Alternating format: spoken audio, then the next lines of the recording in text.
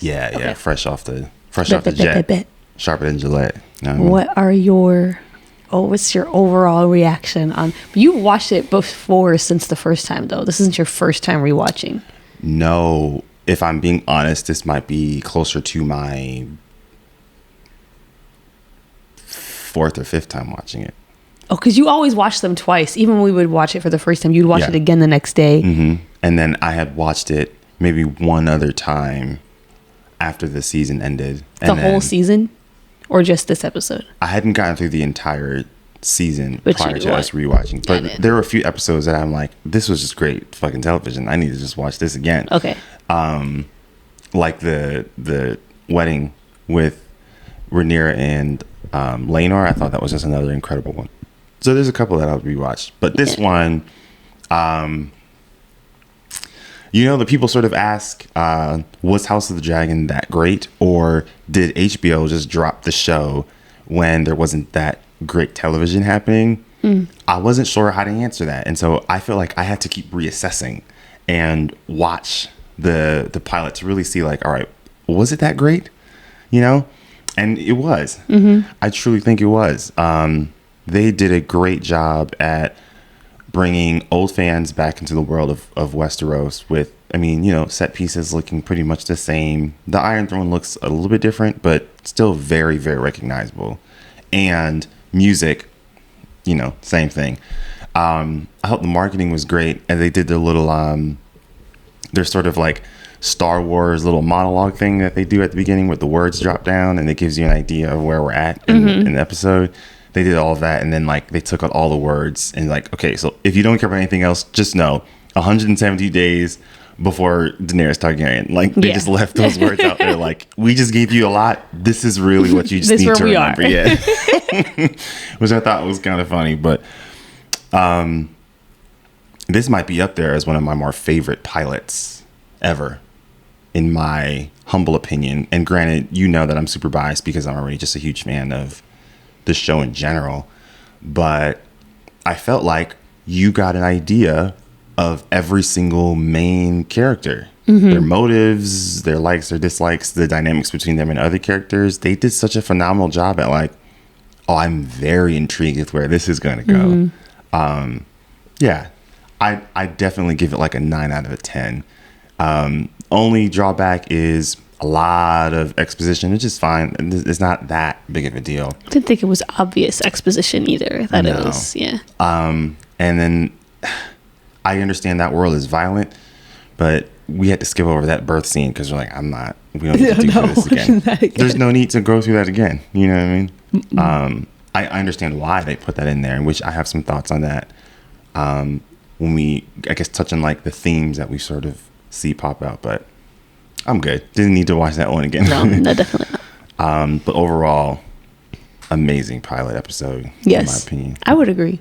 Yeah. I was watching it. I realized like they really did. It was like a return to the original like style and depth of writing that we had at the beginning of Game of Thrones, where it was like, oh, every single thing that is said matters. Like every single line, every single word is there for a reason. And when you rewatch, you realize all of the things that they are preparing you for. Yeah.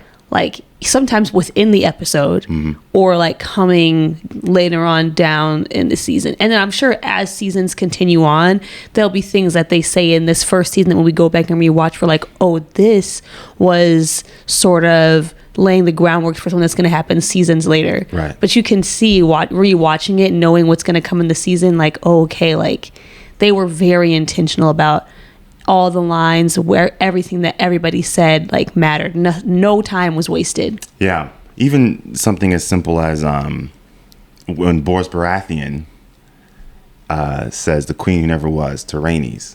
So there's clear allegiance to House Baratheon, not to Targaryens, but to Rhaenys. And then later on in that episode, when they're all swearing allegiance to Rhaenyra, he kind of gives her this look of like, I'm not really with this, but I'm going to do it because it's my duty. And then later on, who's the house that sides with Aegon later on is House Baratheon in the scene where Lucerys, spoiler alert, where Lucerys dies due to Vhagar. That's Storm's End with the Baratheon brothers. So that just showed me that like the allegiance, even from very early on, they weren't really with Rhaenyra.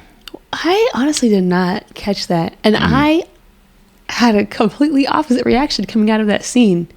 To me, it felt like because they didn't trust Daemon, it seemed like there was consensus that like, we don't want Daemon to be... We as in... Everybody. Like, it just seemed like there was consensus that like, nobody really wants Daemon to be king because he's unpredictable. Well, yeah, that's true. And there's been a great tragedy that was beyond the control of anybody, that now there is no male heir. So it's like, I guess, like, who else is going to be the heir? Like, sure, it can be the firstborn daughter. That's how I took it, as like, because of what had happened in the situation, that people who maybe would not have gone along with it otherwise were like, I'm okay with this because really, what is the alternative? Yeah. But I mean, it doesn't sound like we're even disagreeing there, because when Aegon comes into the play later on, yeah, that's true. House Baratheon's like, well, this is the alternative. Granted, they did offer him a lot more, like daughters would marry Aemon and so on and so forth. And Rhaenyra was just like, hey, remember that thing your dad promised us like 15 years ago? But if they were loyal to Rhaenys, why would they? Because Rhaenys didn't want Aegon to be king. Yeah. But I don't know if word had gotten sent to them that they had just pledged to Rhaenyra. Remember, that happened in that scene. Yeah, there was a lot. Everything happened very fast. You know what I mean? It's not like CNN did. Just be like, breaking news. House Valerian pledges to, Yeah, the timing of everything in this show is so important. Well, I do wonder, like, damn, Lucerys, you could have just mentioned it in all that conversation, like, your love for, he's a kid, honestly. That was the real problem. Yeah, that's the thing, though.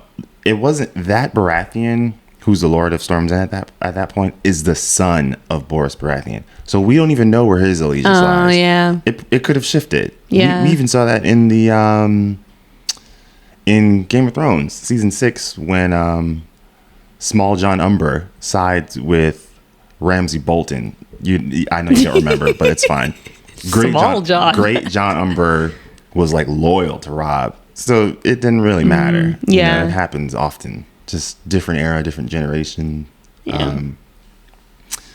I thought was very funny. Another thing that we're just talking about all this before we get into like characters. This will be maybe the last thing I'll say.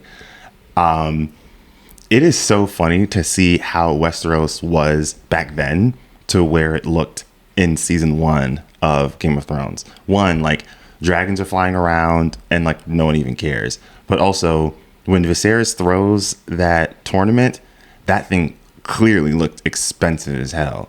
And you compare that to the tournament Robert Baratheon threw in season 1, boy, that thing looked janky. Oh, I don't remember. Because they were super broke. And obviously, you could easily say HBO didn't have the same budget. Yes. But at the same time, it also Robert narratively was very broke. Oh, that's funny. You know what I mean? That's funny. Yeah, like they didn't have half the things that they had going on there. And you're like, yo, Robert was in debt. And even like the Kingsguard, like, yeah, Daemon was using them in a very violent way. But there was like a respect level there that it felt like it didn't exist in Game of Thrones. Like, they're just kind of like, they're just these bought off cell swords that no one is like, there's no, I don't know. I got the impression in this episode that they were a brand new thing. Because but it's like they're at their peak. Like the beginning of their peak. Because they call them the City Watch. Like, they're not even the King's Guard yet. That's what I mean. Not the King's Guard. The City Watch is what I should say. Does the City Watch become the King's Guard later? No. Okay, no, that's different. So I misspoke. It is just the City Watch there. Okay. But later on, like, the City Watch is just not... Like, Janos Slynt, the one that Jon beheads at the... he gets sent to the wall. Like, no one takes this guy seriously. You know what I mean? But Daemon, he's commander of the City Watch. And even later on, Harwin Strong becomes commander of the City Watch. Again, you're going to take that guy seriously. Yeah. But, like, you just don't see it in the first season of Game of Thrones. Over time. Yeah, it's like, damn, y'all dropped the ball with that one.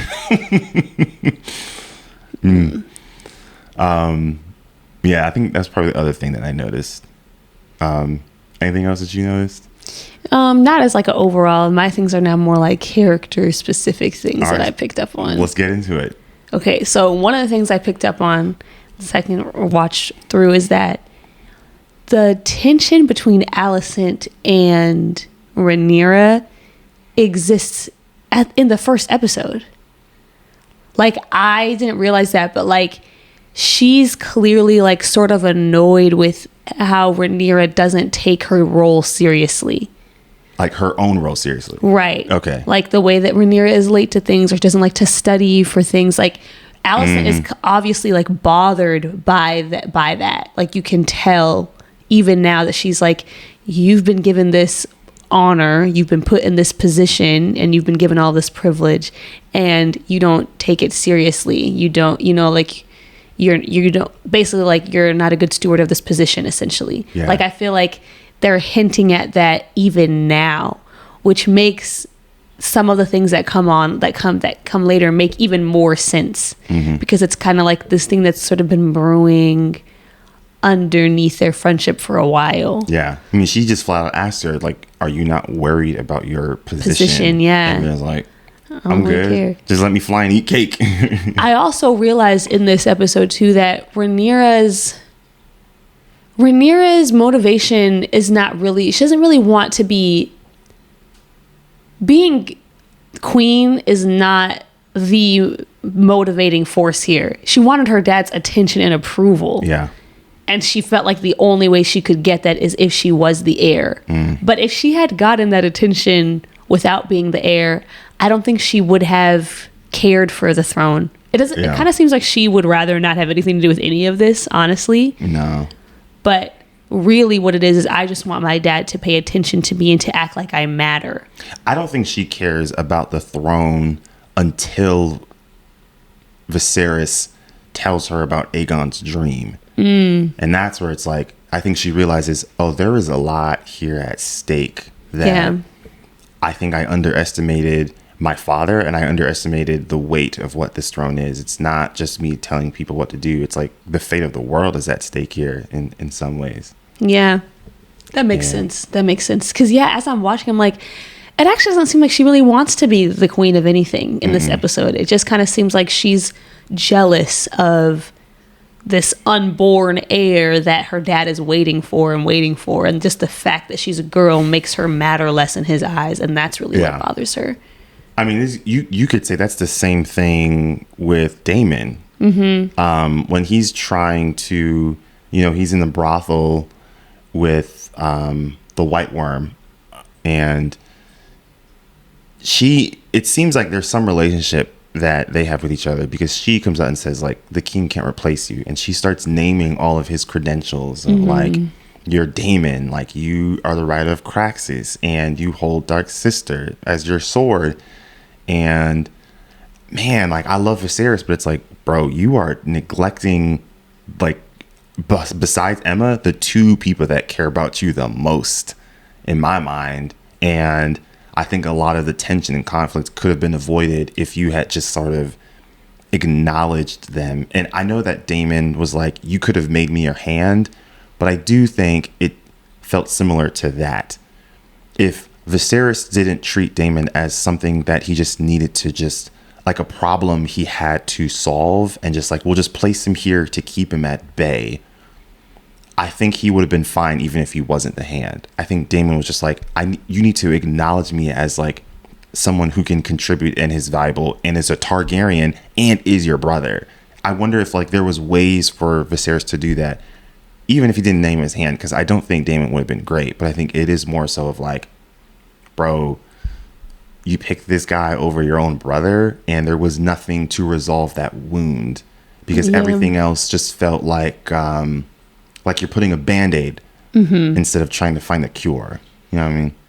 I will say, Daemon, you could have made yourself a bit better suited. Yes. Oh my God. I think, because the thing is, in Viserys' defense, he does try his best to find balance between everybody else's like just absolute disdain for Daemon and him also being his brother. Like, he does come to his defense a couple of times in this episode. Very and often. Yeah, like, So I think he's trying to balance between like he's wildly irresponsible and I know that I can't trust him with anything. Yeah. But I also want to recognize that like he is my brother and I do love and care for him and like y'all can't come for him like that. Yeah. So it's like, Damon, like I understand, but like you act insane. I don't know. It's just like, very violent. And very impulsive. You're just not like. It's interesting because I think there's people who are like, I think Corliss respects Damon because he came to his support a couple of times in that episode. I think the common folk seem to like Damon more than the High Lords because Damon's walking around the streets in episode 4 with Rhaenyra, and there's like, oh yeah, this is Damon. Like he's not fearful of his life that someone's gonna try to like mug this noble person and take their money. The City Watch is like mesmerized by this guy. It's like he gave them a sense of purpose to a degree because prior to that, who knows what they were doing? You know what I mean? Gave him a little bit of an identity. I just think it's like his ethos just doesn't fit in the councils and the realm and the cabinet seats. I think you're just not. It's not a bad thing. You're just built differently, Damon. I don't think that's the world. Even though you want to be a part of it to some degree, it just doesn't seem like you fit. Yeah. I don't know. Do they respect him or do they fear him? I would say a little bit of both. Okay. In my opinion. Because Damon at that point, Damon's pretty accomplished. He's a veteran and he has like one of the most dangerous dragons. That in and of itself is like, better not mess with you. Because that's like, I'm like, yeah, like he walks around, nobody messes with him, but I'm like, who would? Like, yeah. You brought up Otto. Mm-hmm. And I think Otto, this is literally like all his fault. Like, yes, I literally didn't realize that watching the first time. Because you know what's interesting? He schemes to place Damon. I'm gonna start that over. He doesn't want Damon to be the heir, right? And so he names Rhaenyra. But then in a scene later, he sends Alicent to go comfort Viserys. The plan was never Rhaenyra in his eyes, even from jump. No. He's like, Rhaenyra is just a temporary placeholder, right? Just until I can figure out what I can use my daughter for. Because in his mind, Rhaenyra would not be accepted by the realm, but at least temporarily, she could be a valuable substitute until I find a permanent replacement. And like, again, I think about the entire season where he thinks that like the realm would not accept Rhaenyra. And I don't know. Are you sure, bro? Because even a couple of times they reference Rhaenyra as like the realm's delight in the show. In the books, it's very much implied that like the realm does love Rhaenyra. So there's some love there that you could rely on. And two, if you had just like stayed in your place, who was going to check Rhaenyra's reign? Because at that point later on, she would have married Laenor, or, at least at some point, Daemon's still going to be there. Like, even if Daemon stays with Laena, if he hears that someone's trying to rebel against the crown, he's going back to King's Landing to fight for his house. So you've got Daemon and Laena. That's 2 dragon riders with Vhagar and Craxus. And then you still got Rhaenyra's dragon. And if Otto had been planting that seed into Alicent's head from jump, all of her kids would have had dragons, and Aemon is not to be trifled with either. Who was going to check Rhaenyra's reign? I mean, I think he knew, watching back now, I think he knew that there was not going to be, I think he knew things would be fine with Rhaenyra. I think he designed the war. That is how I am looking at it now. I think that all of this was like, he is manufacturing a conflict where there is not one, so that he can have one of his heirs on the throne. Because it's like, okay, to me it's like this: as soon as the queen dies in childbirth, he is like, there's an opening, like that's it. And he knows, okay, if I he knows. I think he honestly believes Damon is not a good pick, right? I think that much of it might be Ernest. I think he's like, that's not a good choice. Yeah. And he also knows other people will agree with him on that. Cool. As soon as you get him out of the way, you put Rhaenyra in. And I think I think he knows that Rhaenyra could work and it could be fine. But he also knows it's shaky enough that he can work with it. And he can create conflict out of it so that he can give one of his heirs a shot. That's how I'm looking at it now after watching this episode. Because after seeing that he is the one who sort of guides the conversation towards Rhaenyra, I'm like, oh, so this was really all, like, I think he did that intentionally, just knowing that because she's a girl, I can do something with this. Yeah.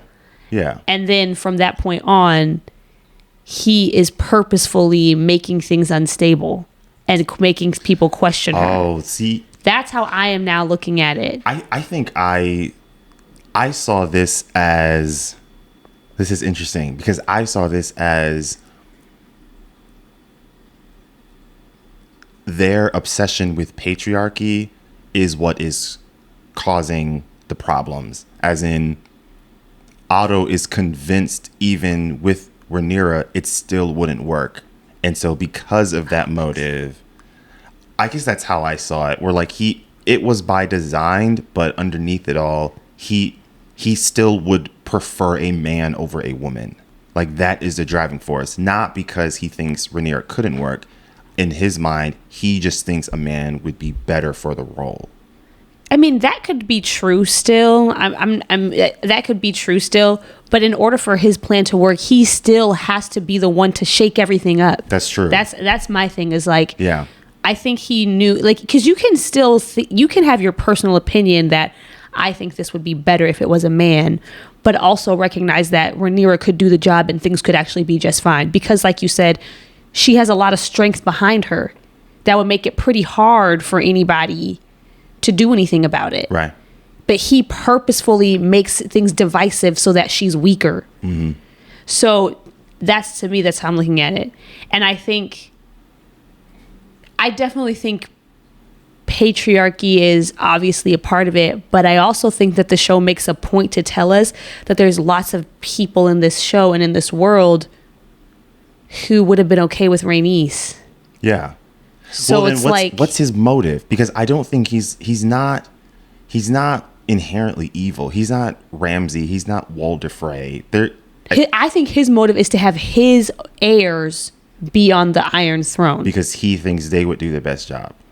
I don't know if he thinks that. I don't think he could seriously look at Aegon and think that they'll do the best job. But I think he thinks they could control Aegon. I think that's the problem with House Hightower. Their motto is "We light the way," and so if you are convinced that you are the orchestrator that bends the realm towards goodness, you're going to convince yourself that you are the best option of making sure things go the right way.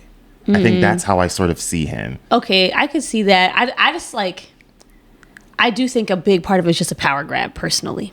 I do think that's a huge chunk of it. And maybe I could see it where he is telling himself that, no, this is for the good of the realm.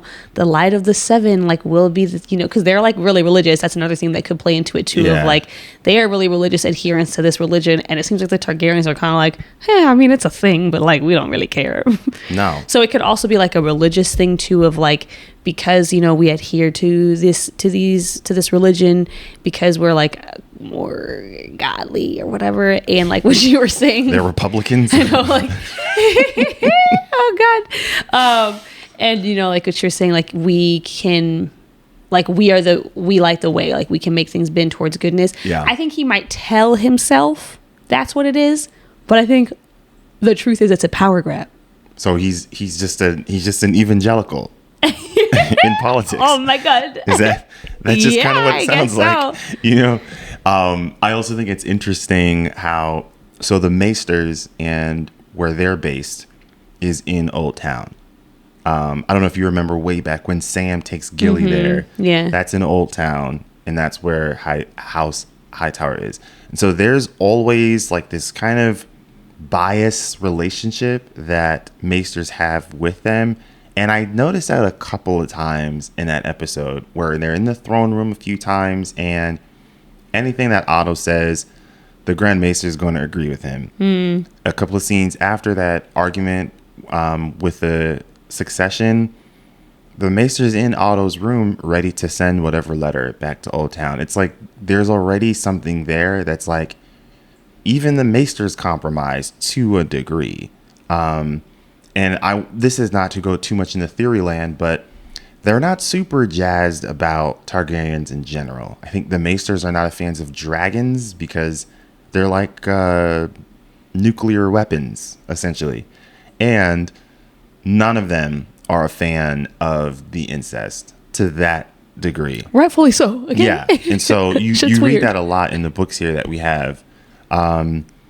I think some of them just come to just accept it because it's like, what are we going to do? What are you going to do? Yeah. Right. Aegon does play a role. Aegon the Conqueror does play a role to adhere to some of the Westerosi customs, but some of it that Targaryens are used to, a lot of Westeros is just, they're not on board. And so even during his reign, there's some moments where some rebellion happens, some treason happens because you're like, you're just not from here. I wonder if that's playing a role in it, because remember, Alicent slips up later on in the season and is like, you Targaryens do have your queer ways. You know what I mean? So there's clearly, as microaggressive as that was, that bias is stemmed from somewhere. Yeah. They don't like things about the Targaryens in general, you know? That's another thing that I forget about this show, is that essentially the Targaryens are like an imperial power. They came in, yeah, and asserted their dominance. With their dragons. I think what makes it murky is Westeros probably would not have survived if a Targaryen wasn't there, though. Why? Because of the Long Night. That was going to come to Westeros regardless. Okay. Well, yeah. So like hundreds of years down the line, they wouldn't have survived. Fair, but was there a better way to do this? Maybe. I don't know. Oh man, there was something else that I was going to say too. I can't remember now. I was going to say something about Viserys that I think strikes me as just a blatant critique here on his part. Viserys doesn't realize in some ways the position that he's in. He is, in some ways, regardless of the fact that he's a king, it's like he's still a slave to their system of patriarchy, to the point where he is so ingrained by that worldview, he was willing to just ignore the qualities of his daughter. And like, he chose his son over his wife simply because he was so consumed by the idea of the patriarchy. Yeah. I mean, I will say his wife wasn't going to survive either way. I know, but you only go through that many pregnancies because you're convinced male heirs is the right thing to do. Well, he had the dream. That's what messed him up. Well, I guess there's it's not just a dream in my mind. I would say there's the cat food that's coming out, but it's like, bro, you don't even realize how crippling this system of patriarchy is like for you as a human. You're putting so many people at risk and you're harming yourself like emotionally as well. It just sort of reminded me of like how like systems of power just work in general across the board. Yes, systems of power are going to hurt the marginalized group, but there's going to be a lot of instances where it hurts privileged groups as well. Like I remember Nicole Hannah-Jones talked about when integration was happening across the country. They're like, no public pools. Yes, no the public pools. Yeah. And so things start to close down, and a lot of white, middle, upper class families were getting pools in their private backyards. And that's their way of getting back at black people so that they didn't have access to public pools. But it wasn't just black people in those public pools. There were other races, including white people. You know what I mean? Like this, I think this was just another example of how a structure is going to harm not just, in this case, women, but you as a man as well. Think about how liberating it would have been for you if you had just accepted the state of these pregnancies are dangerous and my wife has gone through too much, and I have an heir right there that I could just choose in Rhaenyra, who seems to be loved by all. She's got a dragon and she has shown intelligence when it comes to these things. I don't know, man. Like, you kind of dropped the ball there. I mean, what do you think would have happened if, because she told him, what's his wife's name? Emma. Wow, what a regular name. It happens often, like Jamie.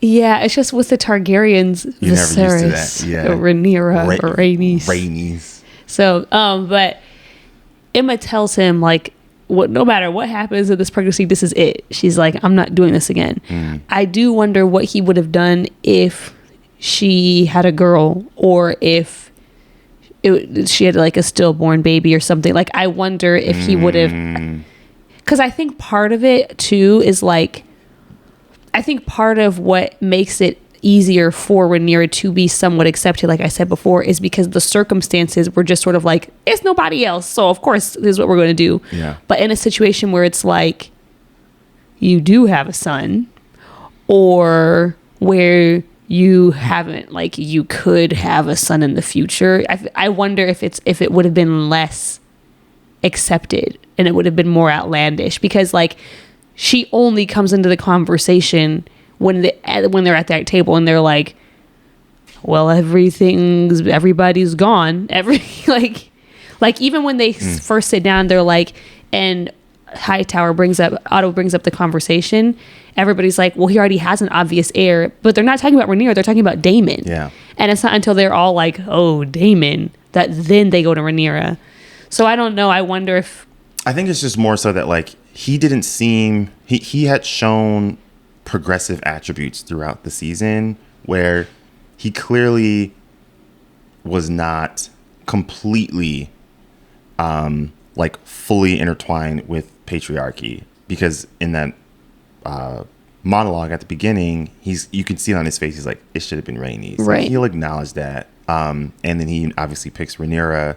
The way that he sort of works with her through her adolescent years shows that like, he's not a complete slave to the patriarchy. And I guess I'm thinking, you had the power to dismantle it if you wanted to. Yeah. Even in that council room, yes, Corlys is thinking strategically, but like, you could have picked Rhaenys because they cut him off. But Corlys did bring up a great point. If you pick Rhaenys, she does have a male heir. Yeah. That could have been, you know what I mean? It's like, dude, you had the power to change the trajectory of Westeros, but you chose not to. I think is where I land. But you brought up prophecy that I also think is important. It just reminds me of like our Christian upbringing, just how blinding prophecy can be for someone when they place that over, like when that is more of an importance than the people, like regular everyday people that are right there in front of you. All of your decisions are placed on this greater good level, but is it a greater good when your destination there is just so destructive and you harm so many people to get to this point where you think will make it all better? I don't see it. You know what I mean?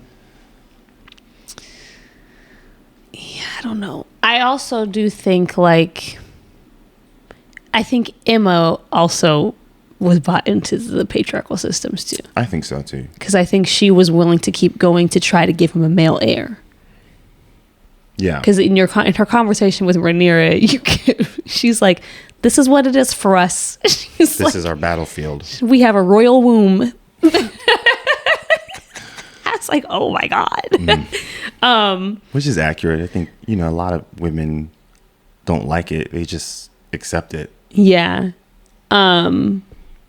So I don't know. But I also am like, what was the dream that he had then? That because he clearly has dreams. It was Aegon. Aegon does get crowned. Oh. And he hears splintering shields and swords and dragons roaring. His dream is the war. But in his mind, he thinks it's this wonderful, positive, good moment. No. Your son does get the throne. Oh, no. It just does not go the way that you think it does.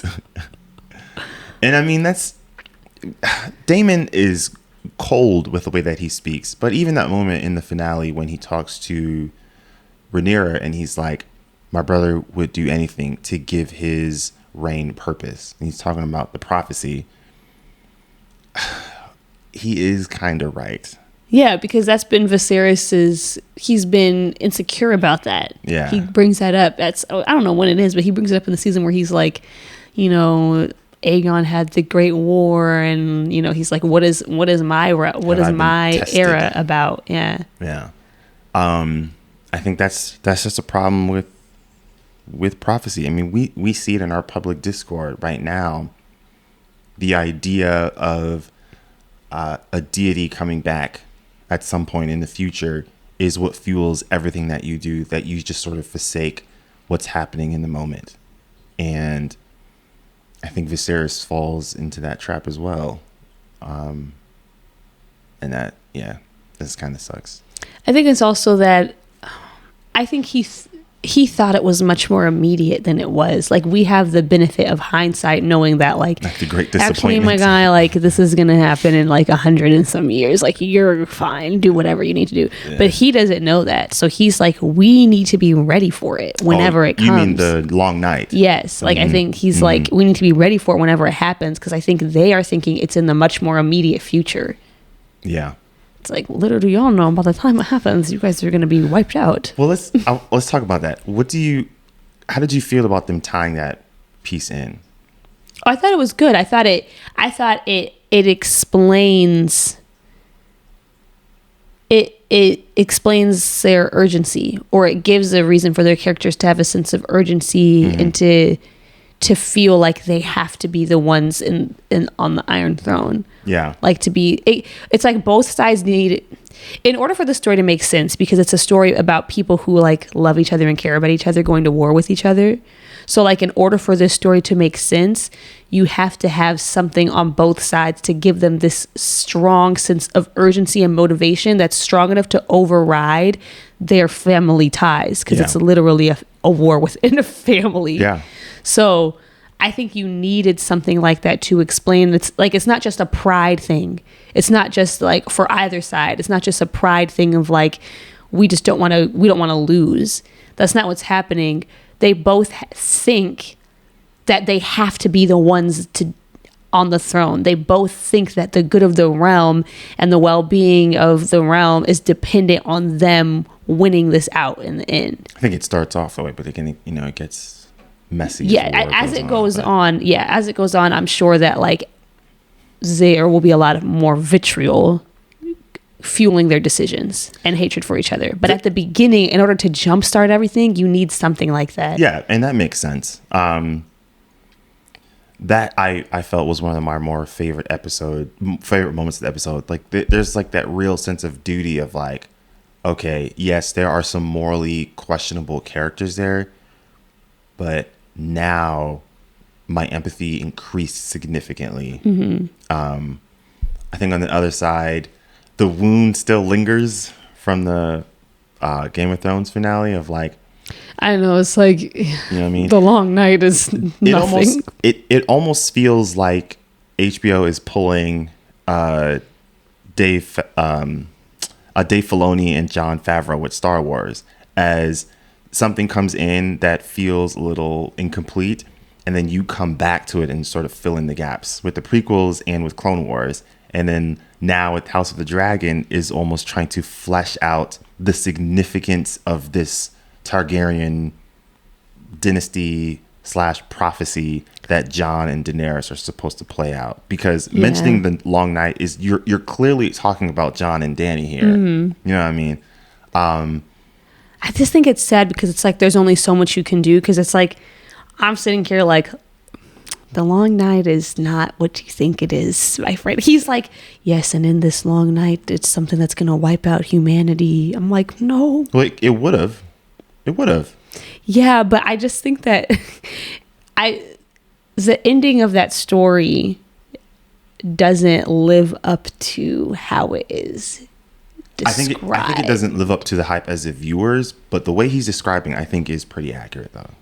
Yes, but I'm talking about from the perspective of a viewer. That's what I'm saying. Like, as a viewer, I'm sitting there and I'm like, yeah, but. I mean, everything he's saying is true. Like, Westeros is going to lose if Jon and Dany aren't there. I think that's just the wound of it, of like, that's what, yeah, that's what I'm saying. You're trying to you're trying to rebuild up to something that was that was like anticlimactic. Exactly. That's the thing. It's like, it's sad because it's like there's only so much you can do because the end of the story's already been written. And this kind of got me a little nervous about the Jon Snow series that's coming out. I forgot. I'm a little nervous on, is this going to land for the fans for a couple of reasons. One, everything about Jon's story was high stakes because he's in many ways, you could argue he's the moral compass of the show because he's dealing with the main conflict in the White Walkers, but they're gone, which means that any stakes you give him, I'm worried could feel less than what we had already seen with him, which might feel a little anticlimactic for me as a viewer. Is like, he's dealing with this after we just watched him deal with like the biggest stakes ever. And two, Jon's story wasn't that connected with the politics of Westeros, which is fine. But the politics is what drew a lot of people into the show.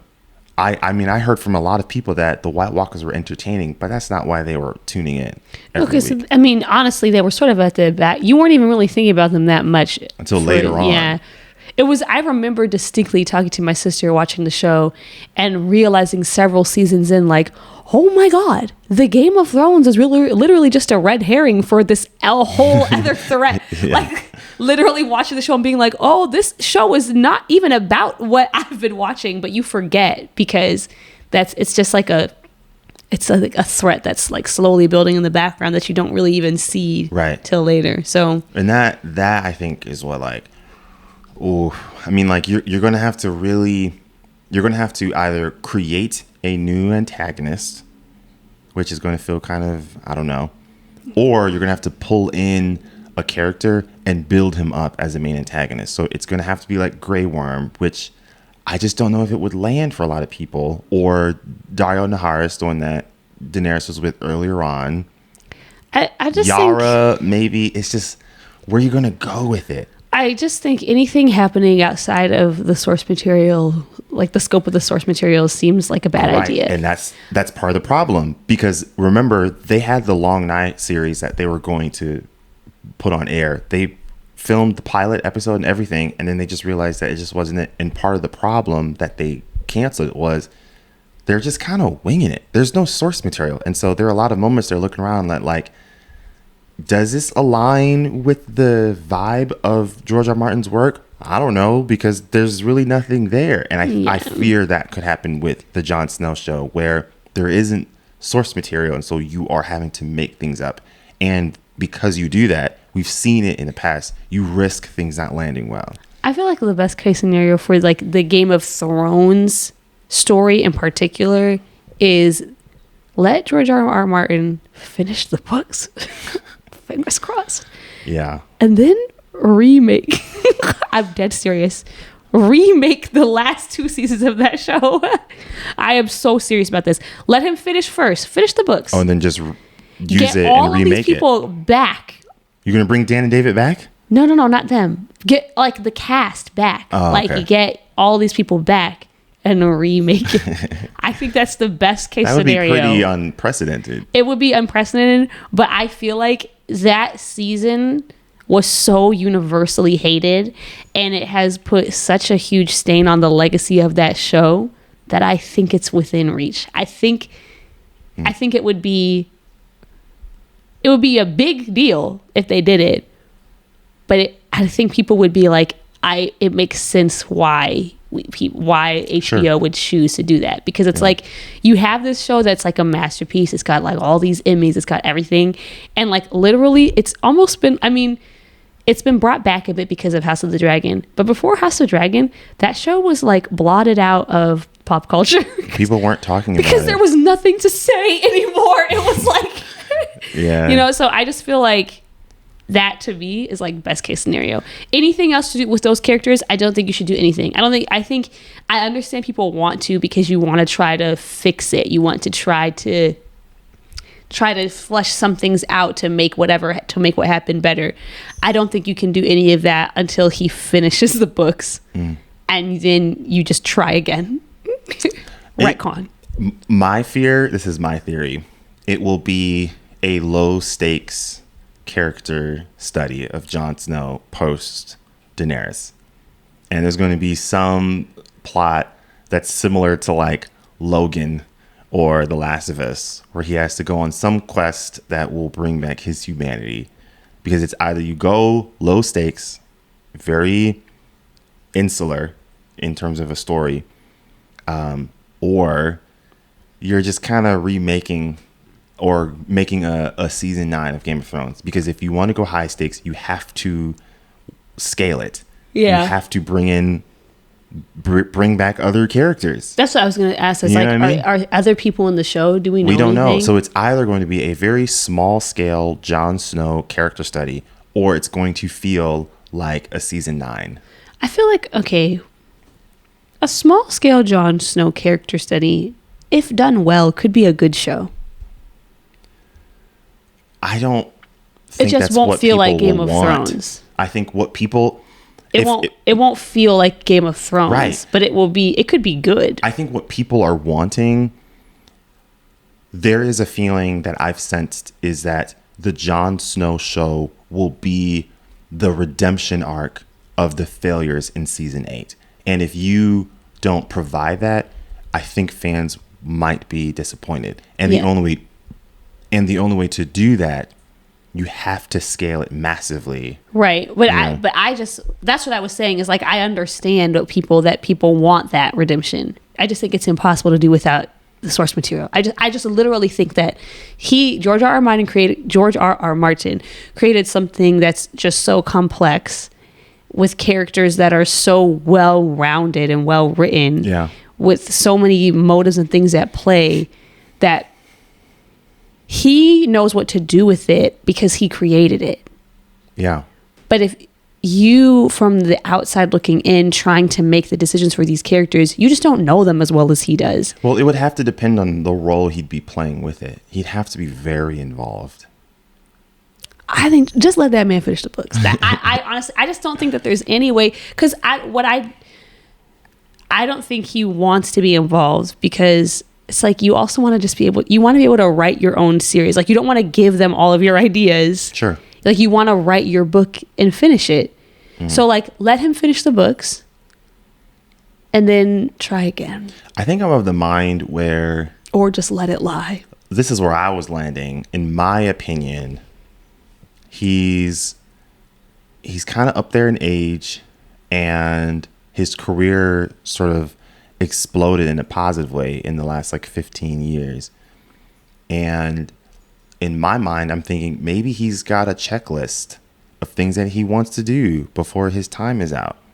From that perspective, when I really reflected on that, I think I came to the conclusion of like, I don't know if he owes us the books. Oh, I'm not saying he owes us.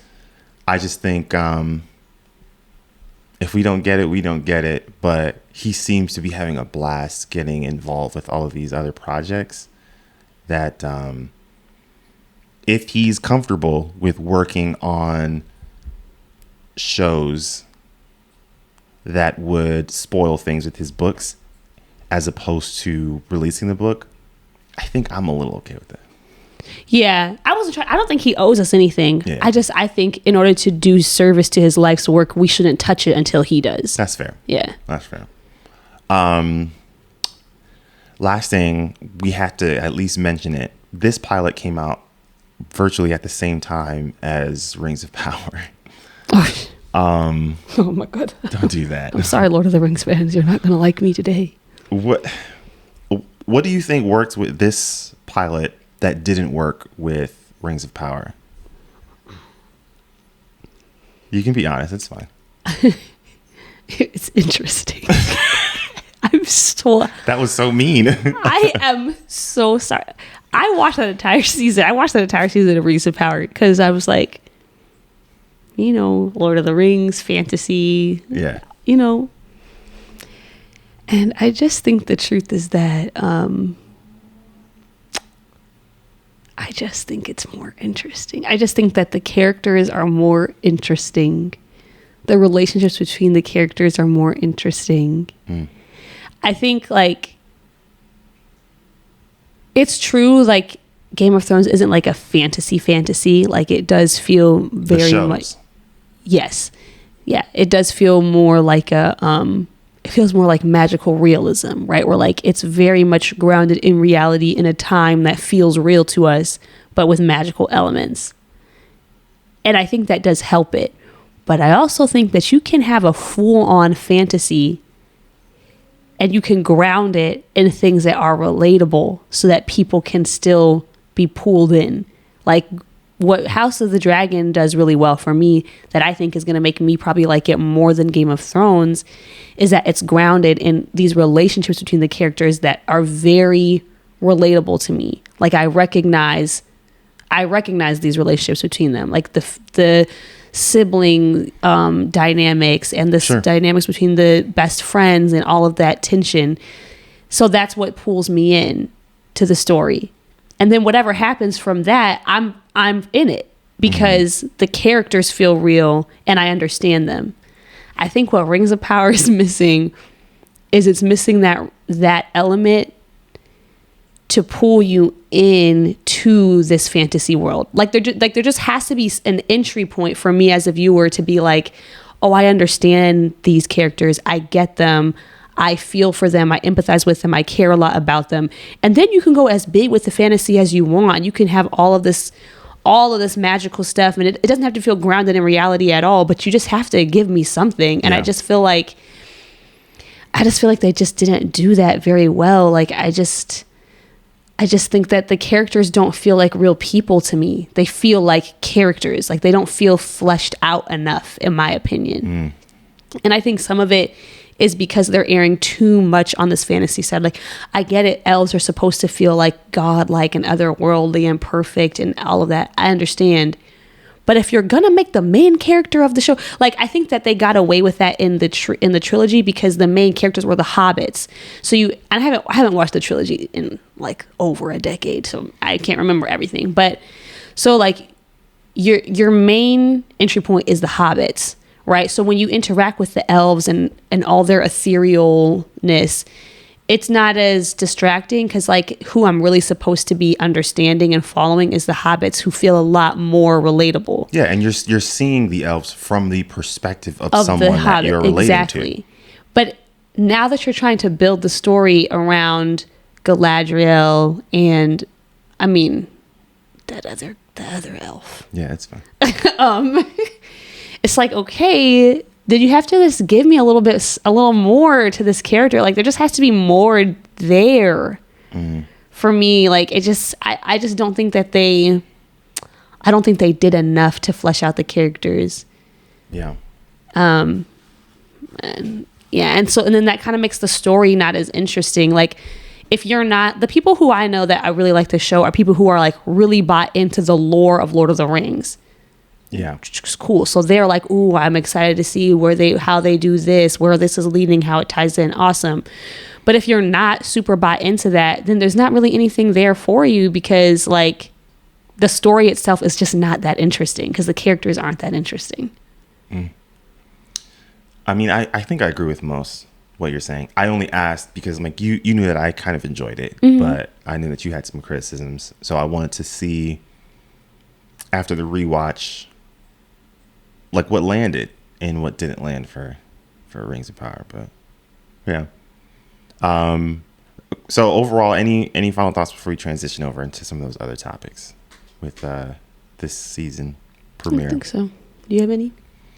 It's definitely up there with some of my favorite pilots. But House of the Dragon made me think about some of my favorite pilot episodes.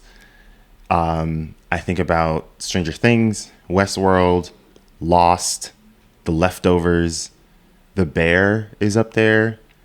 Arcane is up there. Arcane. You know what I mean? I'm trying to think of some other I ones think of they're like getting another season at some point. they are just after one.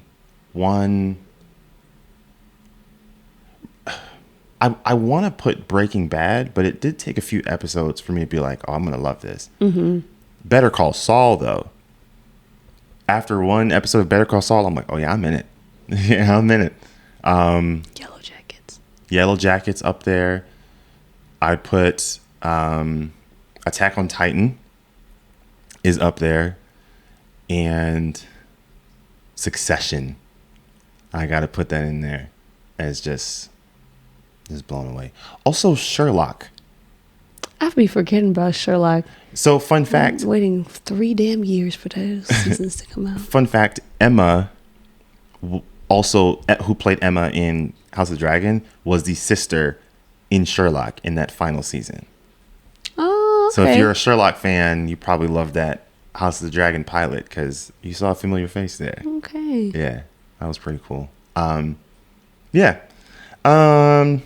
So I think we can jump over to the TikTok ban.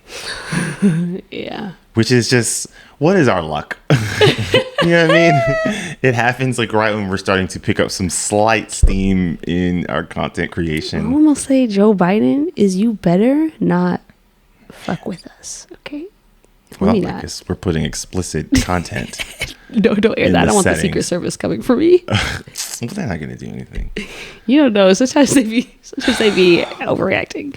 Listen, we can talk about the data. We can talk about the ethics, the national security. I want to talk about it from our perspective as very left-leaning, progressive, young people that are very socially, politically involved. Watching Democrats be on board for banning TikTok makes no sense to me. Like, fundamentally. Politically, it just is not. Strategically, it doesn't make any sense to me. Yeah. You do understand. You in the from 2020 up until 2024, you are going to get an influx of young millennial and Gen Z voters who predominantly lean left in their politics. They've created a sense of not just social community, but political community on TikTok. They raised awareness through TikTok. And you're just okay with removing that catalyst from their life? How else are you going to interact with this younger voter base? Because I can tell you, with working at a university, they are using TikTok more than any other search engine. Yeah. Why would you want to remove that from your political strategy? It just seems dumb. Yeah. I think that I just think they're out of touch, as per usual. Oh my God. As per usual, they always are. That's always the problem. Either they're out of touch or they are. That's the thing. It's like there's only 2 ways to look at it. It's like either you're inept, you're out of touch, you're inept, you're ignorant, or you're like actually not on our side. Like there's those really are the only options. Those are the only there's 2 nothing else. ways to interpret it. Yeah. And yeah, I don't know. I've seen some things online. People are saying if you look at the number of people on that committee who have stocks in TikTok's competitors. Oh, God. It's a lot. That and the Democrats who have signed off on that bill are in swing states. So again, dude, you're just trying to get reelected in a state that's going to be competitive every time you're up for reelection. Even that doesn't really make sense to me because I don't think that TikTok is the selling point for even older generations. It's fear. Yeah, but it's like that didn't exist. I wasn't talking to boomers and them being like, I'm afraid that China's going to take over us. But it doesn't. TikTok. You orchestrate it. You give it time to marinate. No, that's what I'm saying. They're creating this, but I'm like, this wasn't a necessity in order for you to win in a purple state. This TikTok was not you didn't need to sign off on this thing with the Republicans in order for this to be it wasn't a huge deal until you made it a big deal. Well, here's what I would say. I think the problem with politics is that you need a new fearmonger, in my opinion, because you can't bring up Roe. You already used that. You can't bring up the economy as a Democrat because that's going to be a losing strategy. because inflation's at the number one list. And it's just going to be easier to target the person in power, which is Biden, than other people. I think in their mind, I could be wrong, the way I'm assessing this is strategically, we need a new villain. And it's something that won't put us on the defensive end. And they just use TikTok. I think that's how I've sort of come to my conclusion. I just think that they are not good at thinking long term. No. Like they never, like, you guys have been fixated on this boomer generation and their voting habits for decades now, and you're not adjusting soon enough to a whole new generation of voters that you should be focusing your attention on. The boomers are dying. They won't be here forever. They're old and they're dying. They won't be here forever. So, for you to still be putting all of your eggs in that basket is insane to me, especially considering that these last couple elections, it's been young people that have won elections for you. Mm-hmm. Yeah. I mean, there's a lot of data that came out that showed younger, multi-racial demographics outperformed the moderates that moved to the right. Mm-hmm. And in many ways, they just kind of canceled out and then some, mm-hmm. right? If you were to expand that, you would never lose an election in my mind. If you try to stay in this center and only try to get moderates, you're going to be at a gridlock in every single election. Because this idea, I've seen David Pakman, I listen to him a lot often, and he'll talk about like, that's sort of a myth that we have to get rid of. This myth of the moderate is what helps us win elections. The data isn't really supporting that in the last few, when the Democrats have won in large margins. Mm-hmm. It is more so about people who lean left. Can you ignite them enough to show up? Yeah. That's the winning strategy. Not can we moderate ourselves so that people who are independents can lean left. That's not going to always be enough. I just think that's outdated. I think that probably that was like a valid strategy when all politics were more like this. Mm-hmm. But now politics are like this. Right. So it's like, yeah, if the moderate, number one, I just don't think that there's that many of them. I mean, maybe I'm wrong. Many moderates? I might be out of touch because I live online and I'm young. And so like in my echo chamber, there's not that many in my circle. But I just think as politics become more and more extreme, that trying to be in the middle is going to be more and more of a losing strategy. That's not what the Republicans have been doing. Yeah. That's what they said they were going to do. After Obama won, they had that little coming to Jesus moment, and that guy was like, this is what we have to do. We have to move to the left on immigration. We have to da-da-da.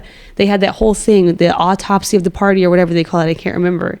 And they did the exact opposite, and that's how they won. Yeah, Trump comes in and was like, we don't need to do that. He showed them that, like, you can be loud in your ideals and still win. You just have to ignite people to show up to vote. I think the other thing that's also frustrating is Democrats can't keep on running campaigns with the sole mission of be afraid of Republicans. I don't think it's a winning strategy to just run on fear of Republicans. Weak. Yes, every time. And what's frustrating is, listen, I understand politics. Like, we both talk about this stuff all the time. I work in a diversity office at a public university. I understand that with a Republican trifecta, my job, my field would probably be banned across the nation. Roe v. Wade would probably, abortion rights would be gone on a national level. I understand the ramifications that would happen in the political climate. I just don't think running on the fear of Republicans is enough to charge more people to keep voting for you. No, it's not, especially when you guys have not actually proven yourselves to be a worthy opponent exactly. of them. That's the problem. Is my gosh. You guys run on these platforms and you look like you're scared. You look terrified. It's like, I'm supposed to put my faith in you. You're scared of them too. Right. You guys won't put your foot down. You guys won't stand up. You guys won't, like, you guys aren't being aggressive. You guys aren't fighting against it. So every election, it's like, you can get away with it once, right? Maybe twice. They've gotten away with it twice, right? Like 2020 was a push against Trump because people were like, I don't even know for a lot of people who voted that year if it was fear.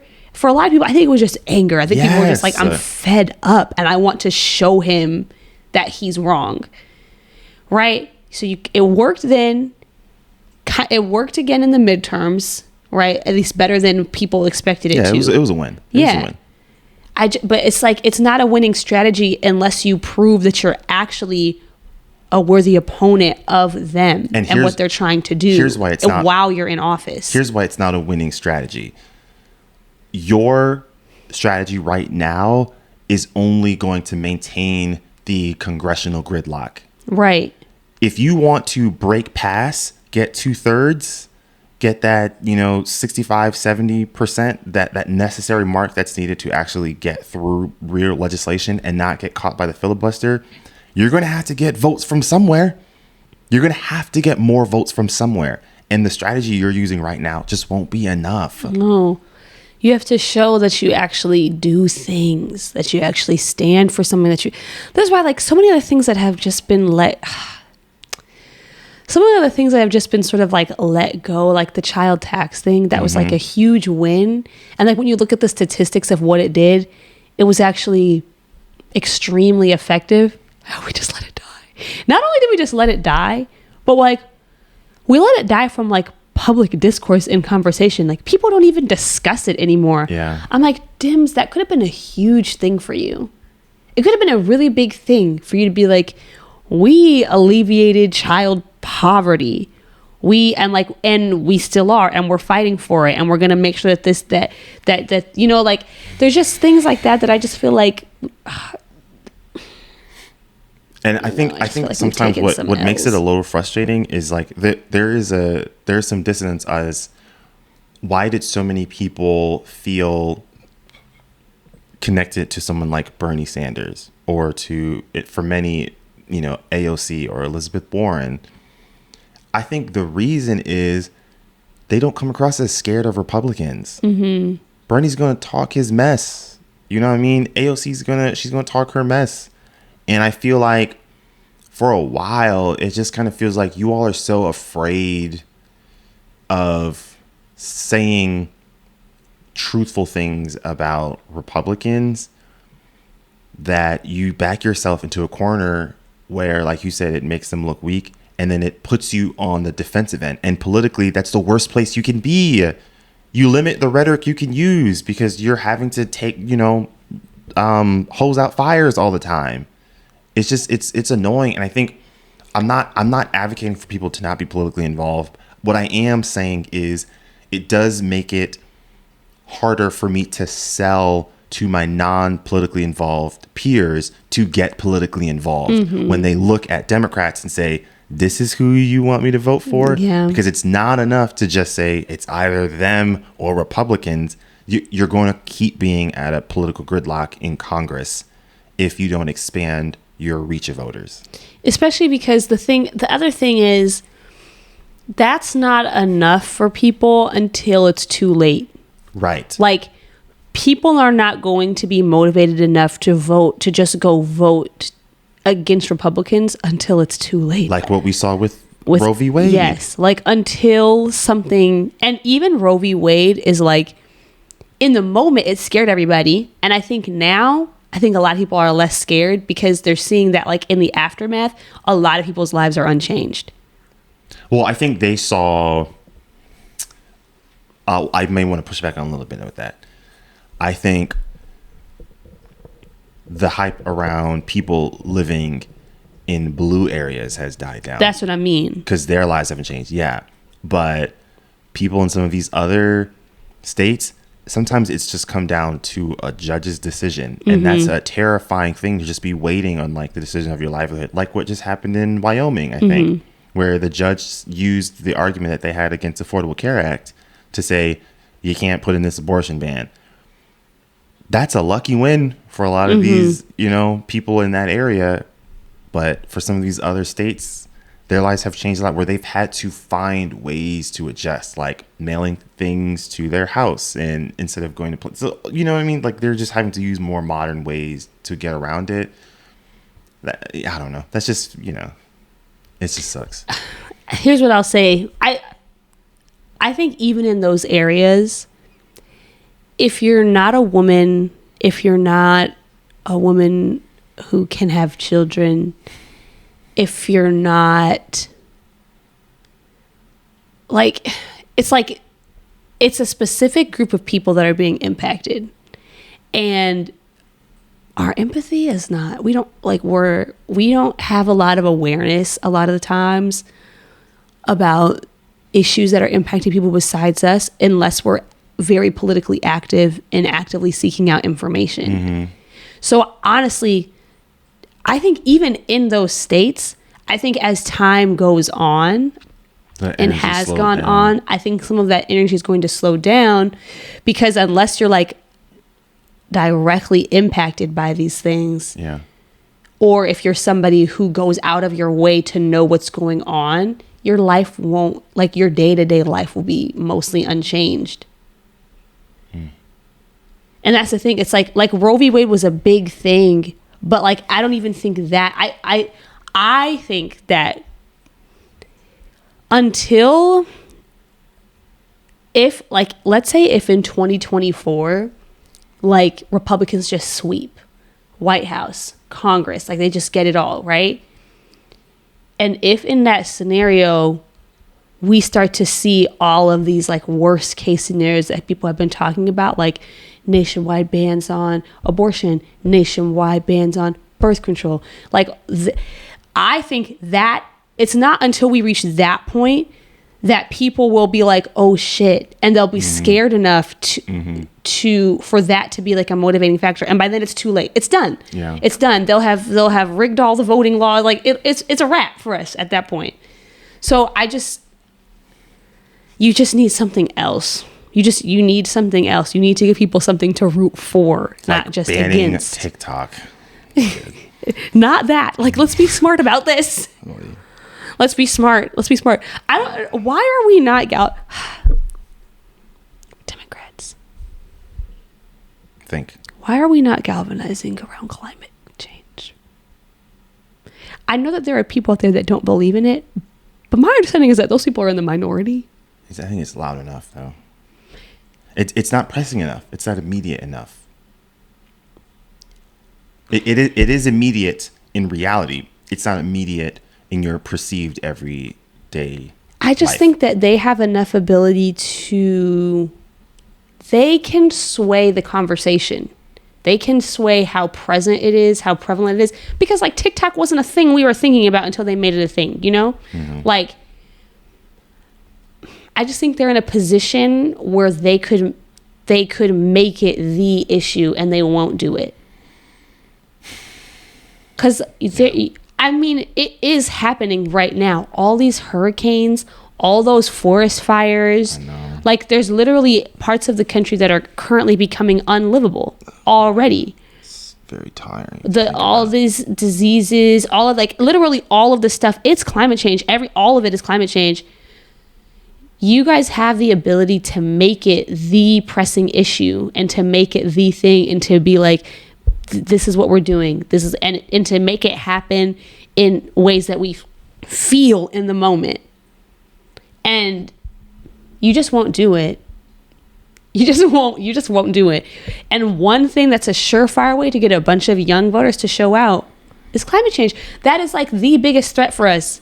That is like that's a young person's issue, because we're going to be the people that have to deal with it. Yeah.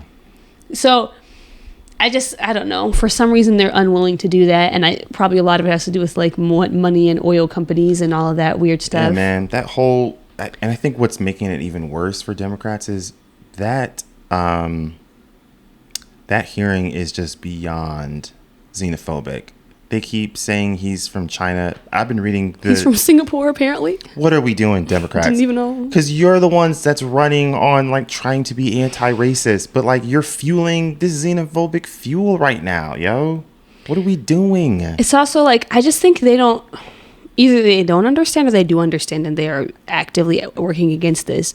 But these social media platforms are not just like for funsies. Like, it's not just like a cool little thing that the young cats like to do. No, it's like people are using these platforms to organize, to galvanize support for important issues, to bring awareness, to bring visibility. Like, I can personally attest to the fact that since TikTok has become a consistent part of my life, my awareness of like the disability community, my awareness of the indigenous community, my awareness of the trans community, like it has, and I was a person who was like fairly involved prior to this. Like I would read up on things, I would, but like when you have this algorithm that is putting these people visibly in front of your face every day and talking about the things that they face, it's different. Like the way that we talk about disability today is completely different than how we were talking about literally 2 years ago because of TikTok. So it's like you're taking away this platform, and it's not just going to be a thing where people are like, oh, this sucks, like that we don't get to get on it anymore. No, it feels like a political attack. It feels like a political attack on marginalized communities, specifically young people in those communities, because this has been the main tactic and strategy, even more so than Twitter. And even Twitter, when everybody was freaking out with Elon Musk taking over, that was a huge concern. Yeah. And I think it's even more so with TikTok. So I think that they think it's like frivolous, that they think it's like, but I don't think just something where people are just dancing and right. And I don't think that they recognize how upset people will be at them for this. Now, we're talking about businesses that would just be gone. Just gone. I mean, like, the chances of them banning it are slim. Yeah, it's low. Very low. It's low. But it's just not a good look. It's just not a good look. And Democrats are letting them run with it. It's bipartisan. The most bipartisan committee in Congress. Like, you guys shouldn't want that. You should not have done that. No, because let this be a Republican thing. Let them look crazy. Yes. Dear God. And Grant, I know like there's been people in the House. There's the new congressman in the House Representative from New York. He's this black man. I can't remember his name right now. But he echoed everything that we just said. AOC's been loudly, against it. They can only be so loud with all the other noise. And a lot of these news networks are amplifying the wrong voices. They're just as complicit in this as well. Always. I also think that they're letting it be like this bipartisan thing, because they think like China's like a slam dunk. Because in Congress it is. Like in Congress, when you're like, we're doing this to stop China, everybody's on board. They're like, yes. But I don't think, maybe I'm wrong, but I just don't think that out in the world, in the day-to-day American life, don't give a fuck about China. Care about China. I literally don't care about China having my data. And I'll say that right now online. I don't give a fuck. I'm so... Especially when we know America's been doing it. I don't care. Like, I mean, maybe, and I mean, I don't know the ins and outs of global policy, I'll say. So like, when they're like talking about China taking my data, I'm literally like, and then what? Right. Like, I'm sure that there is more to it. I'm sure that there's like, definitely is. I mean, we saw it with the election in 2016. Right. We saw it instances in 2020, but I think it's just more so about, this is what I was going to say. It feels like the tough on crime we saw in the 90s, where it's just like bipartisan across the board. Dems and Republicans are like, oh, this is an easy ticket for me to get TV time, for me to get more political capital, and I'm just going to run with it. And now it just kind of feels like whoever is the toughest on China, like the way that they were trying to be the toughest on crime, feels like a win for them. But again, you're not in tune with like ordinary folks that are like, this is not the most pressing issue. Not at all. I'm like, if anything, y'all should have doubled down on this AI. That's what y'all need to be talking about. The AI. Because TikTok got you sounding crazy, Joe Biden. No, because here's the thing: the AI feels like an immediate threat. Like I am right now. Like, oh my gosh, if I see a picture on the internet, I literally have no clue now. Like, I don't know, that could be fake. Yeah, that could literally be fake. I am dependent on the masses. If the masses are saying it's real, it's real. Or even audio. Yeah. I'm like, that's happening right now, and it's only going to pick up steam. It's only going to become more and more relevant. Like right now, it's just like kind of goofy stuff. Mostly, there is already like deep fake porn and revenge porn and that kind of stuff. That's already like that's weird. A problem. But like a lot of it is just kind of like goofy, right? Or like kids are using it to write their essays, and you know, it's like whatever. It's like, I mean, as a teacher, I am kind of like, we gotta figure something out. But like most of it feels sort of surface level. But it's going to become more and more insidious. And it's going to happen so fast. It's going to happen so fast. As soon as that AI figured out how to make hands, we're done. We are now done. It knows how to make hands. And they start learning to throw them? Oh, boy. But they literally, the AI learned in like 2 weeks how to make correct hands. And now there's no obvious tell. So like, I feel like that would have been a much better tactic to be like, we're going to start making laws about this right now, because both these parties are going to be reaping the consequences of this come 2024. That election's going to be so full of disinformation, like artificial pictures, audio. Like there's going to be so much stuff, and there's going to be endless debates. It doesn't matter if you come out and say that it's fake. They're just going to say you're lying. No, there's going to be endless debates of people like, this is why it's fake, this is why, and it's going to be a mess, and you guys are going to pay the consequences for that. All right, so we're at 122. Got a couple of things we want to make sure we get to. Oh, yeah. So, Jonathan Majors. Yeah. I can start because I've been thinking about this quite often. I mean, like he was probably my favorite actor right now. I didn't think there was going to be anyone who would replace Idris Elba, and he did do it. Short stint. Idris is back. Yo. Okay, so here's what I will say. Ooh. Because I don't want it to come across as like we are changing the conversation from alleged to he did it, even though my opinion keeps concluding on it's not looking great for him. Right. But I will say there are two conversations about this alleged assault that have been sort of bothering me. The first is the comparison to Ezra Miller. Now, I do understand that in the racialized society that we live in right now, there are higher standards for Black people than there are for other races. Like, I understand that. It is, however, possible to have a nuanced take in saying, is Hollywood treating Ezra Miller better than Jonathan Majors? Perhaps. But if Jonathan Majors did do it, he deserves to be held accountable. Both of these things can exist at the same time. Mm-hmm. And sometimes it does kind of feel like, from not all, but a small, loud percentage of people online, that they mistake liberation for Black people as ignoring real moments where we've done things wrong. Mm-hmm. Where like they will mistake liberation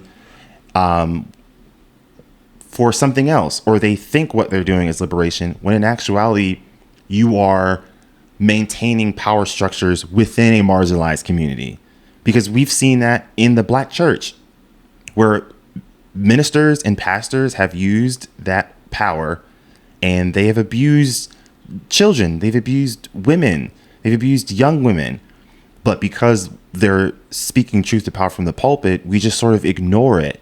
We can't go down that road. We can't allow ourselves to go down that road again. I'm not saying Majors did it, but what I am saying is we have to be careful in not allowing our comparisons to absolve him from accountability. Mm-hmm.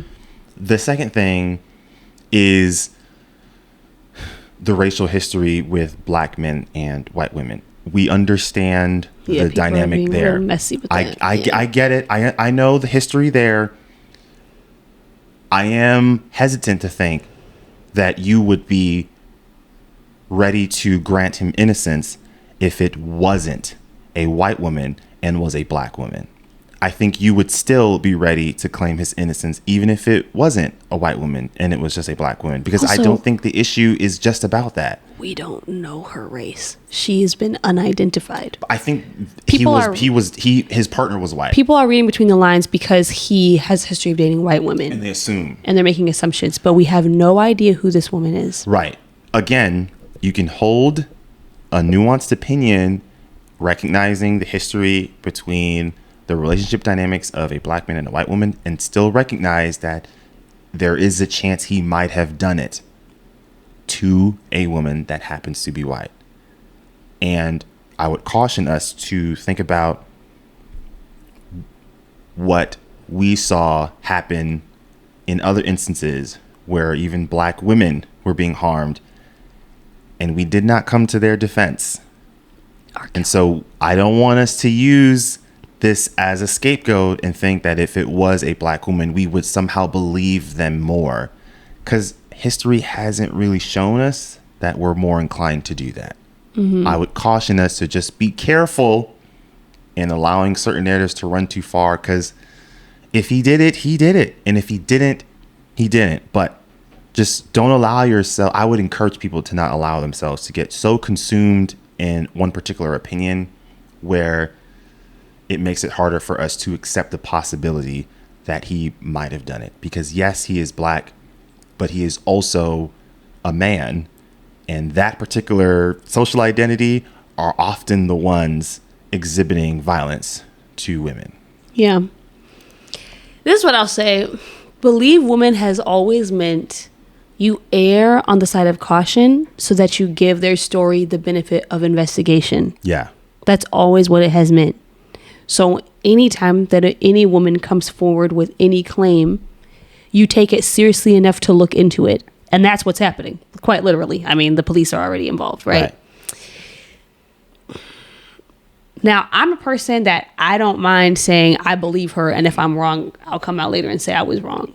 Like, to me, I'm just like, if I look at it and it's looking bad, I think he did it. Like, I think he did it. And if I end up being wrong, I'll be glad to come out and say that I was wrong. Mm. But, I mean, there's just not that... I don't really know what could come out now that would change the opinions. What we know. If you were looking at the evidence as objective as you could, you would lead to the conclusion that he did something. Yeah, I mean, in my small, minuscule, humble opinion. Yeah, it's that coupled with the fact that people are now coming out and saying like, yeah, this has sort of been the story around him for some time, but it just wasn't public.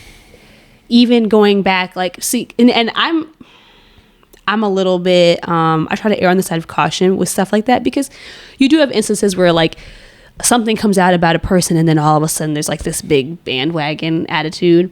But there are some things that predate the incident. Like there was a tweet from a guy a couple months ago where he didn't name Jonathan Majors, but he said, there is an actor right now who's pretty new in the game, on the rise right now, that Twitter has like completely fallen in love with. Every one of his thirst traps, like everybody's just head over heels for him. When in actuality, he is a very abusive person, and it is extremely difficult to watch. Like that's what that tweet said. That's about Jonathan Majors. I mean, they essentially corroborated it. They agreed. Yeah, they came out and said afterwards that it's about him. But even at the time, there's nobody else that tweet describes. So I just don't think that there's much of a chance that he's innocent. Yeah. Had a lot of emotions. I was angry. I was kind of scared, but also just very sad. You know, there are not that many black men in Hollywood, and black men that were making an effort to present healthy masculinity. And because it was already such slim pickings, it was just like, man, so rare in between, so it just made it kind of hard. But it also just makes what does he like lose credibility a bit? Yeah, well, it makes it feel sort of insidious, like, because he was like publicly going out and being like masculinity is beautiful and gentle and it can be kind and creative, and we also know that there is a side of it that can be toxic. Like, he was like being outspoken about that, and so to find out that he Yeah, I thought about that. it just feels Kind of icky. Yeah, feels manipulative. And I don't know. I mean, I listened to a podcast like a while ago. I think it was an episode of This American Life that I had sort of like a little pendulum swing moment, because prior to listening to that episode, and even now, I'm still tempted to be like, if you commit a crime like this, domestic violence, sexual assault, like, I'm quick to be like, you're just a bad person, like, point blank, period. Like, and I listened to this episode where this woman told the story. Her dad was incarcerated when she was young. And the story was about their relationship over time while she was growing up and while he was incarcerated. And she, if I'm remembering the story correctly, and this was a black family, and if I'm remembering the story correctly, she herself was a victim of sexual assault. She finds out in her adulthood that the reason why her father was imprisoned was for sexual assault. And she has this conversation with him where he essentially tells her, like, I can't remember exactly what he said, but essentially he said, like, he was able to recognize the fact that he had a need to be dominant over other people because of things that he had experienced. And that desire to be dominant over people led him to be violent towards women, right? And he was able to have like some sort of self-reflection about that, recognize it, and like sort of move beyond it. And so I don't know, like, listening to that episode sort of made me think about the fact that like all people are multifaceted, even people who do the worst things. This is not coming in defense of Jonathan Majors. Like, I want to be clear. Sure. I want to be careful how I say it. Yeah. What I'm trying to say is, like, there is space to be like, what he did was absolutely heinous and horrible. And in all cases where this happens, the action is absolutely heinous and horrible. And the people deserve consequences. And I think it's a very fair consequence for him to be barred from having the type of platform and opportunities that he's had ever again. I think that is a very fair thing. It's also possible to say that, like, some of the things that he has said, some of the performances that he's given, and the messages that they have provided could still be real, because people are just not, they're just not one-dimensional. Yeah. People are just more complicated than that, and we don't know him. Well, I guess that's where I've landed, where there's kind of two roads here. One where, he's manipulative from the start, and I guess on the other hand is when you have an identity that grants you privilege, there isn't an all-knowing end destination where you've got it all figured out. It's always ongoing, and if you are not consistently finding new ways to be self-reflective, you're going to have a moment where your privilege or your unchecked internalized issues come out. And I mean, I've seen that come out, like, in my own life, not in a violent manner, but there are moments where I'm like, damn, that felt kind of sexist, or that felt like I was upholding like some kind of gender role, or it felt like I was being a little anti-black with the way that I responded to it. where did that even come from? You know what I mean? I'm not saying it is a 1-to-1 ratio with what Majors did, but I guess I'm trying to think through what it looks like for someone who's on the journey and doing the work and knowing that there's going to be major slip-ups. I think the difficult thing is it's like we're not there yet because we're not even at a point of like true accountability. Right.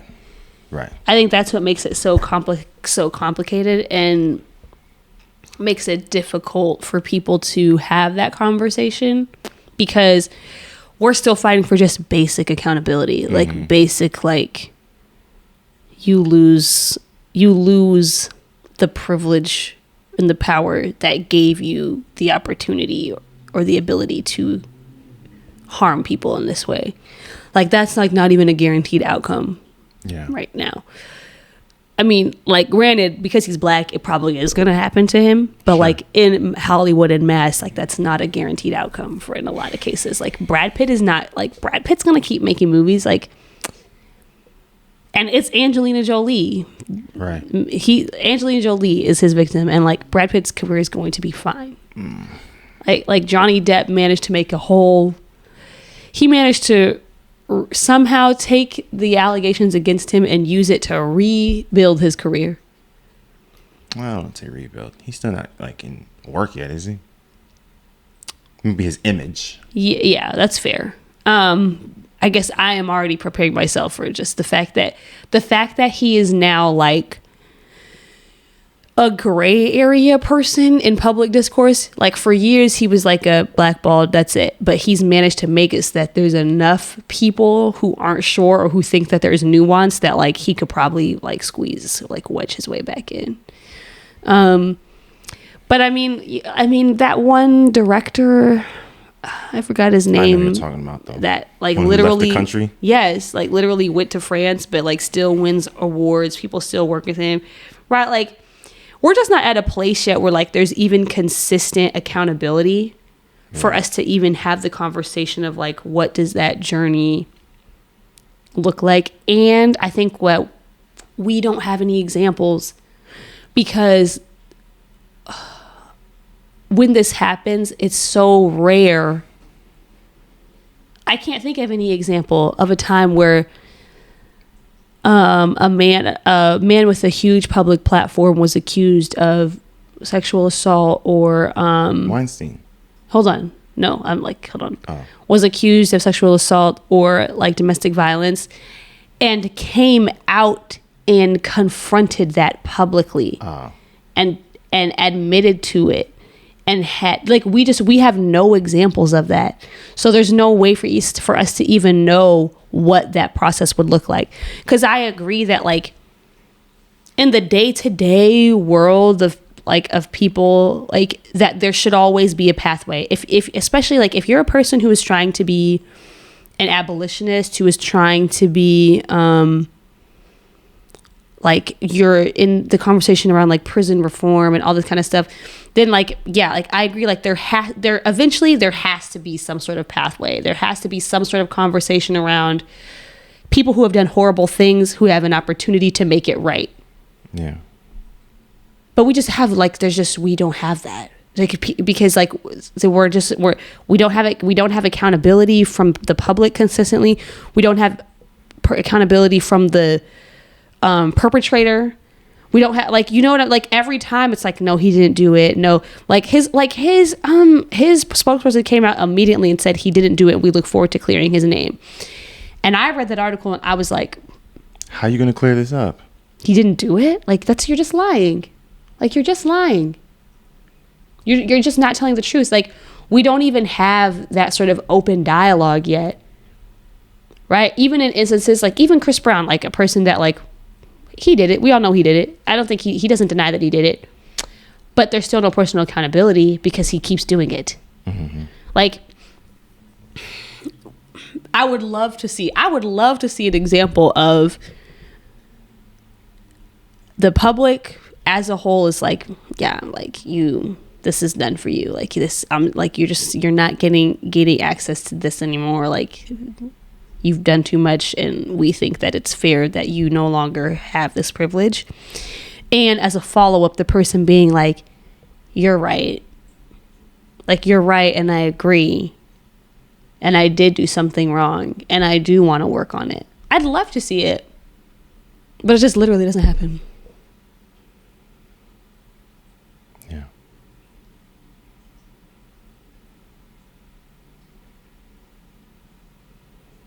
Yeah.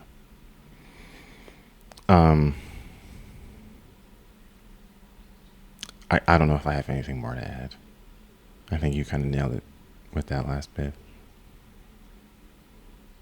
But yeah, I'm still kind of sad. I think that's probably going to linger for a while. I really I hope they protect this woman's identity, because I just think it's always bad for the women who come out. Mm-hmm.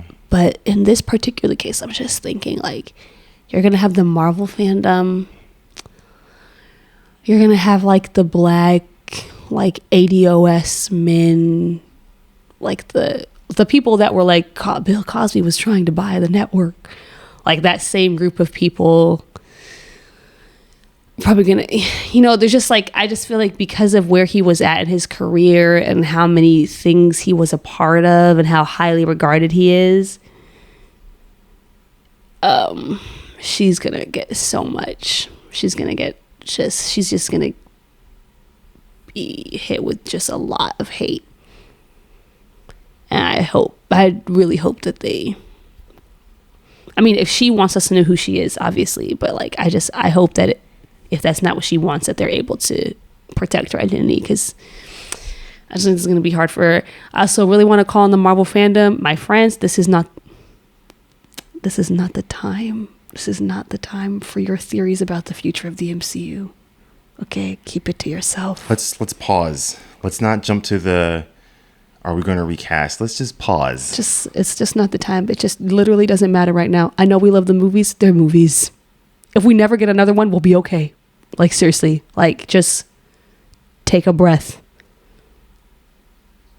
There's human beings involved. Just...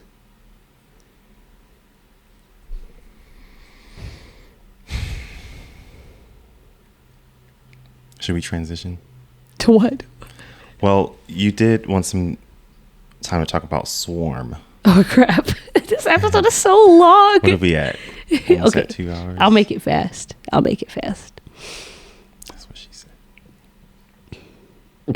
Is that what she said? If she's good at it. Oh, my gosh. Okay. Swarm. Donald Glover. Sorry, I'm trying to recalibrate. I have no idea where you've landed on this show, to be quite honest. Okay. This is where I've landed. Okay, no, I have to preface some things. Sure. Okay.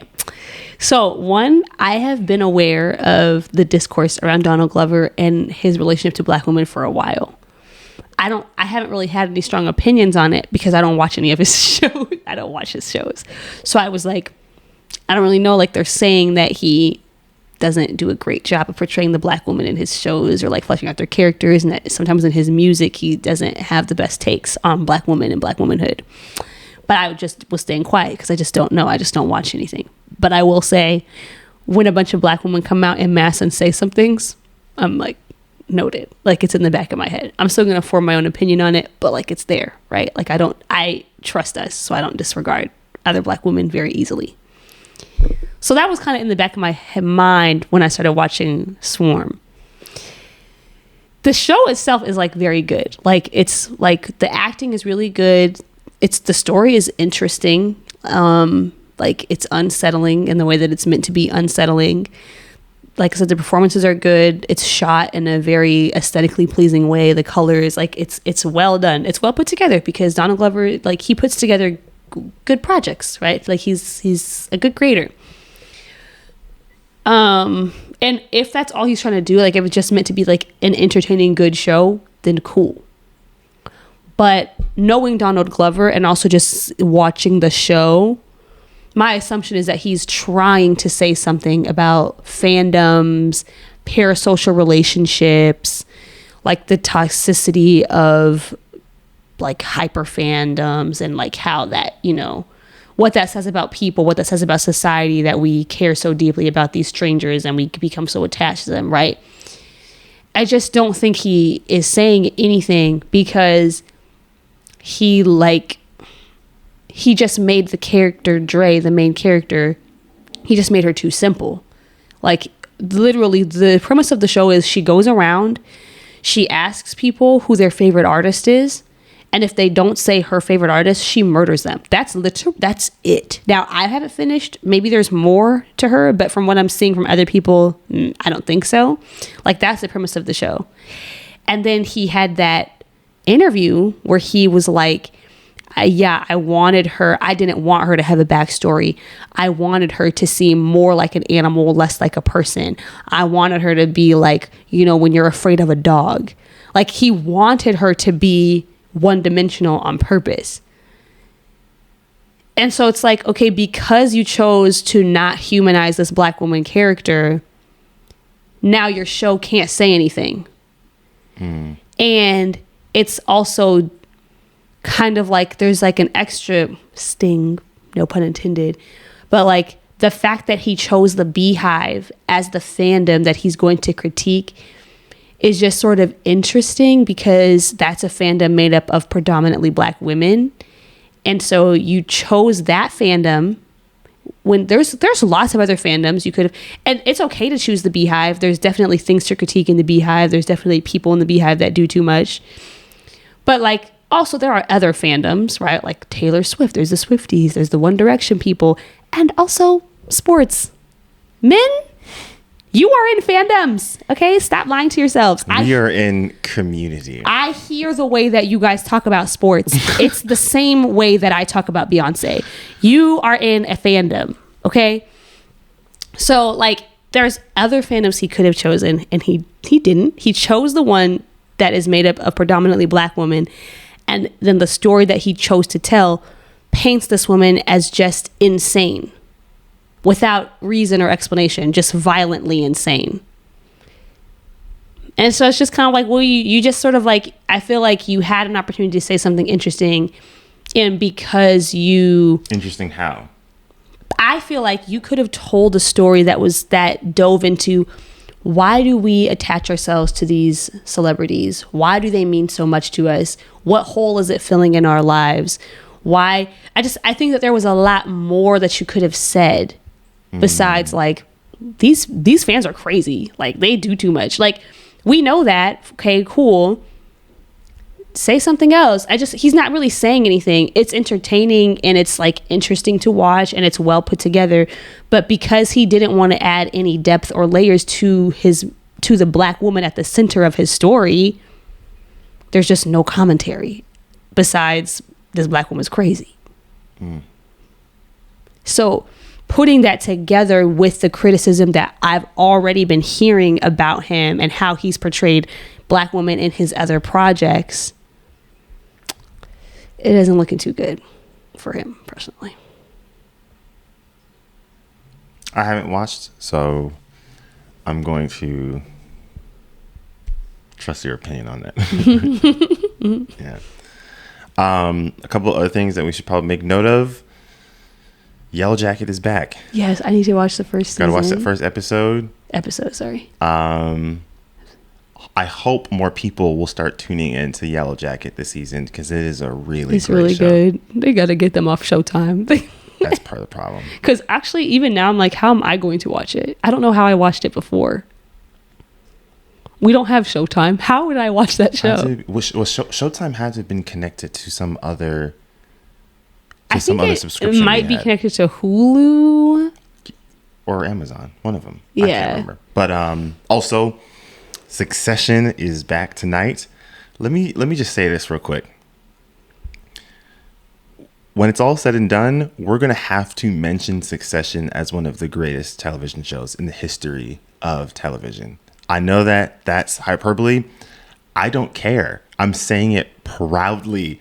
Succession, when this is completely said and done, I feel, in my opinion, I feel like we have to start mentioning it with Breaking Bad, with The Wire, with The Sopranos, with Game of Thrones. Especially if they end it well. All the critics saying that they do. I mean, what are some other Lost? You know what I mean? Like these shows that are like are just too good. I think you have to start putting Succession in that category because it's got everything you need. Everything you need in a good TV show. Except likable characters. I don't think you need likable characters. I need likable characters. No. I don't think House of the Dragon has that many likable characters. I think that you can easily empathize with them. You empathize with everyone on that show except for the dad. Oh, I didn't. But Yeah. I only watched like maybe 30 minutes. We'll get to that off screen. Let me try again. I be feeling Boo. left out. I feel left out of the conversation. Let me try again. It's so good, man. The humor is on point. They tackle very human elements with just family dynamics. The sibling dynamics are spot on. The idea of like a boomer parent and a millennial child, very spot on. And the tension that is there of, you know, this boomer parent that created this livelihood, a better life for them to live. But then there is some slight resentment of the fact that you didn't have to earn everything the way that I did. And I understand that as being a first gen of like, you all wanted to come here for a better life. But why is there tension when I'm living the better life? You know what I mean? Like I don't have to work and clean and do all of these chores in the same way. You know what I mean? There's that dynamic there. But they also, in a lot of ways, tackle the monopolization we're seeing in a lot of these private sectors. They're in the media, and you see the role that they play in just choosing a presidential candidate. To them, it's just a game of like, out of the kids, who can we find this candidate that we want to win? Luckily, Shiv, the daughter, lines a little bit more left, but she it doesn't matter to her in the end. You know what I mean? So there's that, and then there's just a critique. There's just a critique on just rich white people are crazy. And it's funny to watch them be crazy. So great show. It is a 10 out of 10. The music is phenomenal. Do do do do do do do do do do do. Almost. That is the theme song. Almost. Don't. That's how it goes. There's no almost. That's exactly how it goes. Exactly. Is a lot of gas. Oh my gosh. Do do do do do do do do do do do do do do. That's how it goes. Yeah. You're being a hater. Sure. I think that covered everything. We're almost at 2 hours, which is fine. Who cares? But close us out. Thank you so much for listening. Stop doing it like that. This is not NPR. I wish it was. Thank you so much for listening to this episode of Crazy Stupid Podcast. Very cringe. Is that it? We're gonna go with that one? No. All right. We hope that you enjoyed this episode. Yeah. It's a little bit long. Sorry. Apologize. We'll be back next week to discuss episode 2 of season 1 of House of the Dragon. So tune in. And yes, this has been our Crazy Stupid Podcast.